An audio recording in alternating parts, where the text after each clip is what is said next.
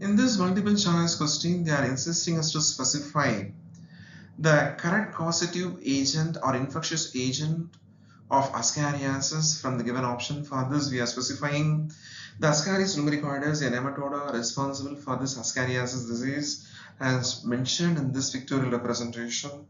This Ascariasis is brought by the intestinal parasite Ascaris lumbricoides, a nematoda. This nematoda causes internal bleeding, muscular soreness, fever, anemia, and intestinal blockage are some of the symptoms of this disease.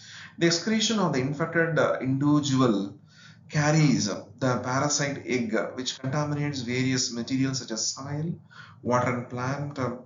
This worm is taken by the healthy individual from the tainted water, fruits, and vegetables, etc. So we are choosing option D as a correct answer, and we are ignoring option A, B, and C. Why? Because this particular Ascaris lumbricoides disease is not transmitted from the infected to normal by vector. It is transmitted through the contaminated water material. So we are choosing option D as a correct answer to secure 4 mark.